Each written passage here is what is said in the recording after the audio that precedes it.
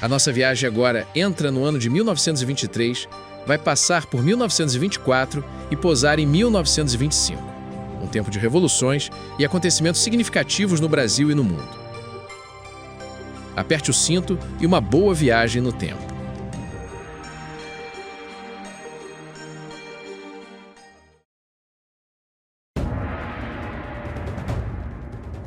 O presidente do Brasil em 1923 era Arthur Bernardes, eleito em 1922.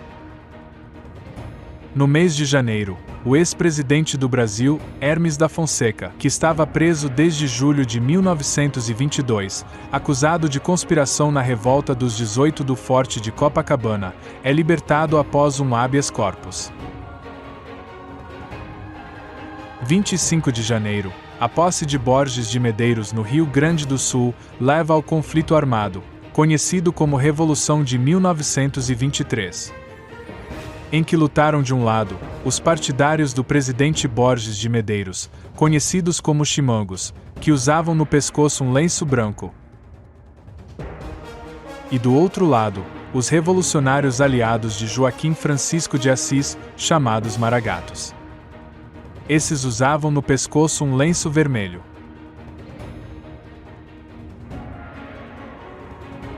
Primeiro de março, morre Rui Barbosa.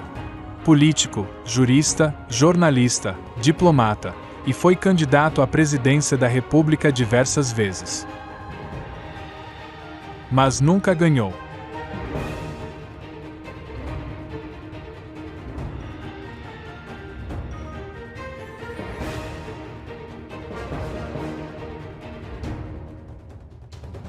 4 de abril, é fundada nos Estados Unidos a empresa de mídia americana, o Warner Brothers. 20 de abril, é fundada a primeira estação de rádio do Brasil, a Rádio Sociedade do Rio de Janeiro, por Edgar Roquette Pinto, considerado o pai da radiodifusão no Brasil. 2 de agosto de 1923. Morre o então presidente dos Estados Unidos, Warren Harding. Seu vice-presidente Calvin Coolidge assume a presidência. 13 de agosto. É inaugurado o Hotel Copacabana Palace no Rio de Janeiro. 9 de setembro. Foi o dia da morte de Hermes da Fonseca, o 8º presidente do Brasil. Morreu aos 68 anos de idade, após sofrer uma síncope cardíaca. 12 de agosto, o Vasco da Gama chega à primeira divisão do Campeonato Carioca e se torna campeão pela primeira vez. Com um time de negros, operários e analfabetos, o Vasco chocou os clubes tradicionais, que só aceitavam atletas da elite. Conhecido como Camisas Negras, o time do Vasco marcou a caminhada contra a discriminação racial e social no esporte. 1º de setembro. É fundado em Florianópolis, Santa Catarina, o Avaí Futebol Clube. 16 de outubro de 1923, é fundada nos Estados Unidos a companhia Walt Disney. Estabeleceu-se como pioneira na indústria de animação, até mais na frente diversificar seus produtos para filmes, redes de televisão e parques temáticos. 29 de outubro, ocorre a proclamação oficial da República da Turquia, sucessora do Império Otomano, oficialmente extinto em novembro de 1922. 28 de novembro, é fundada a Companhia Telefônica Brasileira, a CTB. Foi uma empresa operadora de telefonia fixa que atendia os estados do Rio de Janeiro e São Paulo, além dos estados de Minas Gerais e Espírito Santo, através das subsidiárias CTMG e CTES. A CTB foi a principal empresa telefônica do país por cerca de 50 anos. Encerrou suas atividades em 1976. 14 de dezembro. É assinado o Pacto de Pedras Altas, terminado assim a Revolução no Rio Grande do Sul. Em 1923, foi fundada na França a Leroy Merlin, uma rede de lojas de materiais de construção, decoração, jardinagem e outros produtos. A empresa chegou ao Brasil somente em 1998. Também foi fundada em 1923 no Brasil a Lorenzetti, em São Paulo. No cinema, em 1923, era lançado o filme O Corcunda de Notre Dame. Foi a primeira das muitas adaptações cinematográficas do livro Notre Dame de Paris, de Victor Hugo. Já o Walt Disney lançava em 23 o curta-metragem de animação Alice no País das Maravilhas.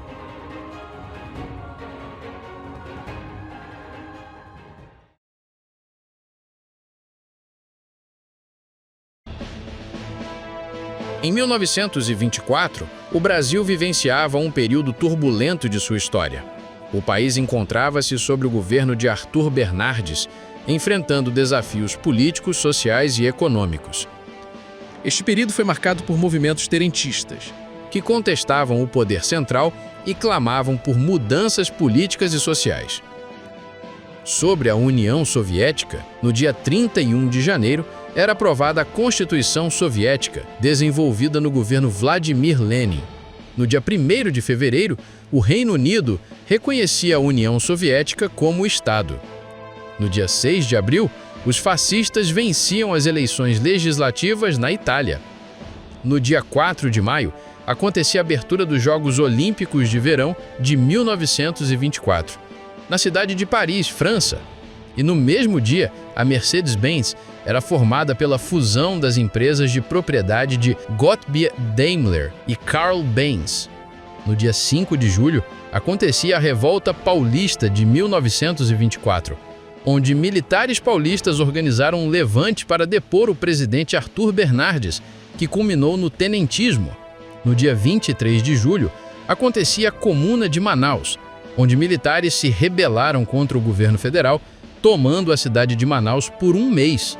Outro evento que fez parte do tenentismo. No dia 28 de outubro, Luiz Carlos Prestes liderava um grupo de militares rebeldes em Santo Ângelo, Rio Grande do Sul, dando início à Coluna Prestes, movimento também ligado ao tenentismo. Foi também em 1924 que acontecia a resposta histórica do Vasco da Gama. Depois de atropelar os adversários no ano anterior, o Vasco se tornava o inimigo número 1 das demais torcidas cariocas, um rival a ser batido de qualquer maneira. E já que era difícil bater em campo, os dirigentes dos clubes rivais resolveram investigar as atividades profissionais e sociais dos camisas negras, uma vez que o futebol ainda era amador e os jogadores não podiam receber salário por praticar o esporte. Na verdade, o que não agradava os adversários era a origem daqueles jogadores. Um time formado por negros, mulatos e operários, arrebanhados nas áreas pobres da cidade do Rio de Janeiro. Depois de esgotadas todas as possibilidades de tirar o Vasco da disputa por intermédio do regulamento da Liga Metropolitana, os adversários apelaram para a criação de uma nova entidade, a Associação Metropolitana de Esportes Atléticos, e recusaram a inscrição dos vascaínos. Segundo os dirigentes adversários, o time do Vasco é formado por atletas de profissão duvidosa e o clube não contava com o Estado em boas condições. Nesse contexto, a associação solicitou ao Vasco que excluísse 12 de seus jogadores da competição que, por coincidência, eram todos negros e operários. O Vasco recusou a proposta prontamente e, através de uma carta histórica redigida por José Augusto Prestes, então presidente vascaíno, mostrou sua total indignação à discriminação racial. Nesse dia histórico, o futebol brasileiro começou a ser do povo. Começou a forjar a tolerância, traço fundamental da cultura brasileira, que possibilitou a diversidade e a riqueza racial e cultural que vivenciamos hoje. A população brasileira da época era de aproximadamente 30 milhões de habitantes. A cidade do Rio de Janeiro, então Distrito Federal, era a única no país com mais de 1 milhão de habitantes.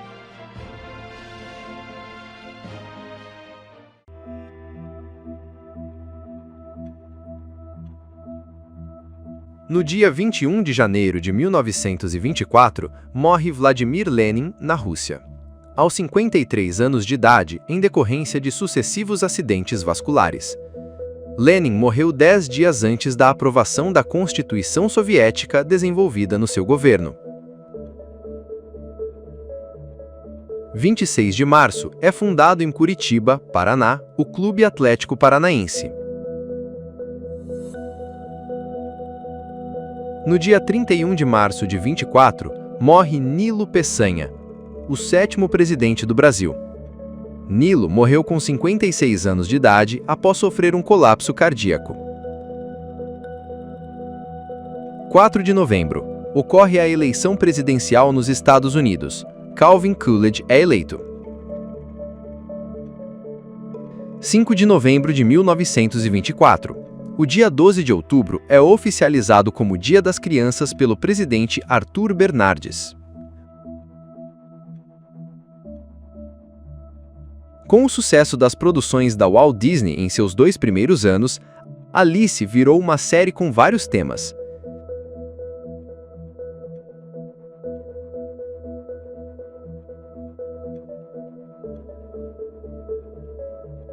Também era lançado em 1924 no cinema Peter Pan. Esta foi a primeira adaptação cinematográfica da obra homônima de James Matthew Barrie, lançada pela Paramount Pictures. Também foi o ano da fundação do Armazém Transmontano, na Baixada Fluminense, que anos depois se tornaria Sendas.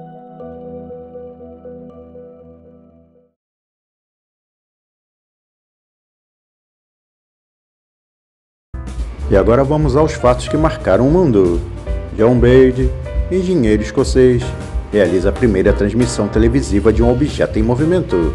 O seu sistema de 240 linhas de varrimento mecânico foi adotado de modo experimental pela BBC de Londres, até ser substituído pelo sistema de 405 linhas na Marconi. É feriado pela primeira vez no Brasil. O presidente Arthur da Silva Bernardes decreta o 1º de maio feriado nacional. E o brasileiro, além do comércio, agora também a indústria e o banco, já pode gozar de 15 dias de férias ao ano. No Rio, Irineu Marinho funda o jornal O Globo, que anos mais tarde se tornaria um dos maiores conglomerados de mídia do mundo. A maior companhia norte-americana de automóveis, a General Motors, inaugura uma fábrica em São Paulo e começa montando 25 carros por dia. A empresa inicialmente operava em casas alugadas, no bairro histórico de Ipiranga, em São Paulo. Vamos falar agora dos levantes, um movimento conhecido como tenentismo, que ocorreu inicialmente em 1924, se estendendo por 1925.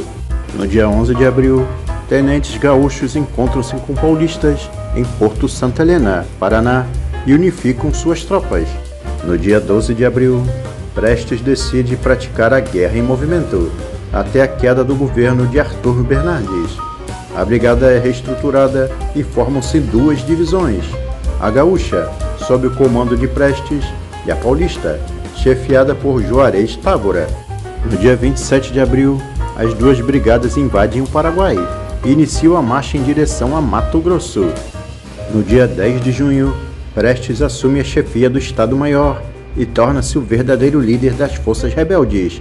No dia 31 de dezembro, Juarez Távora, um dos líderes do movimento, era preso em Teresina. No dia 27 de abril, era inaugurada a sede do Senado, o Palácio Monroe.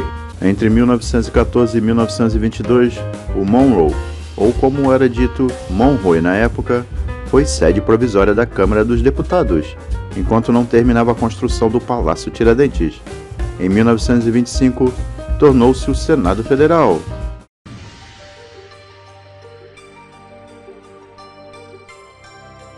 No dia 27 de fevereiro de 1925, uma explosão em uma fábrica de produtos inflamáveis deixa 621 mortos na Ilha do Caju, em Niterói, Rio de Janeiro. No dia 4 de março, Calvin Coolidge assume a presidência dos Estados Unidos. 21 de agosto de 1925, menos de um mês depois de ter inaugurado o jornal O Globo, morre Irineu Marinho, após sofrer um ataque cardíaco no banheiro da sua casa. 31 de dezembro é realizada a primeira edição da Corrida de São Silvestre, em São Paulo, a mais famosa e tradicional corrida do Brasil e da América do Sul. Entre 1925 e 1944, a corrida foi disputada apenas por corredores brasileiros. também não tinha a participação de mulheres na corrida. No cinema, em 25, era lançado o filme Em Busca do Ouro, dirigido, roteirizado e estrelado por Charles Chaplin.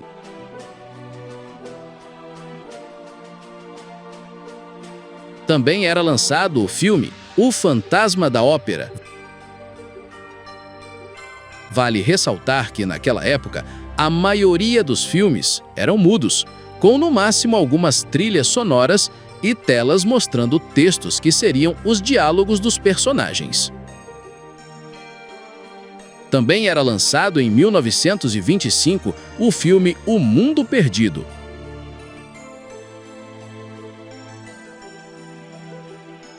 Alice continuava sendo um sucesso nas produções de animação da Walt Disney.